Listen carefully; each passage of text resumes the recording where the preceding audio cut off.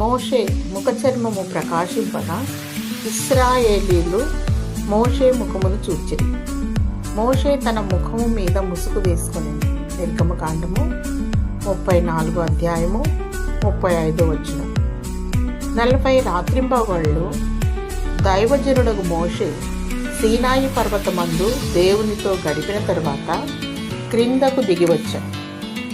అప్పుడు అతని ముఖము ప్రకాశించుచుండెను.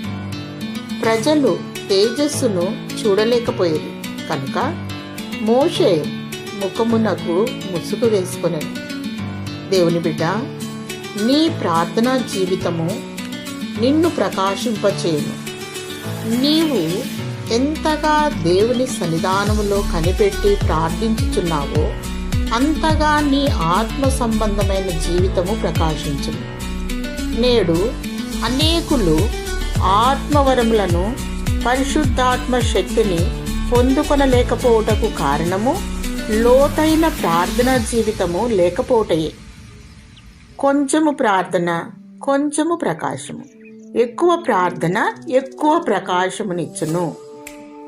ఆనాడు మోషే ముఖము ప్రకాశించెను. రూపాంతర కొండలో క్రీస్తు ముఖము ప్రకాశించెను. మొదటి హతసాక్షిగా మరణించిన స్టెఫను ముఖము ప్రకాశించెను. ఈ ముగ్గురు జీవిత విశేషాలు మనకు తెలుసు. దేవుని మహిమను చూడగోరిన మోషే కోరికను దేవుడు మరణించెను. అతడు, దయచేసి నీ ముఖమును నాకు కనుపర్చుము అనగా, ఆయన నా మంచితనమంతయు నీ ఎదుట కనుపరచుదను. యెహోవా అను నా నామమును నీ ఎదుట ప్రకటించెదను.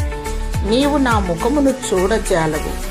ఏ నరుడును నన్ను చూచి బ్రతుకడనెను. దేవుని బిడ్డ, నీ ప్రార్థనా జీవితము ద్వారా దేవుని ముఖదర్శనము, ఆయన నుంచి ఆయన మంచితనము, ఆత్మీయ వరములతో నిన్ను నింపునుగాక. ఆమేన్.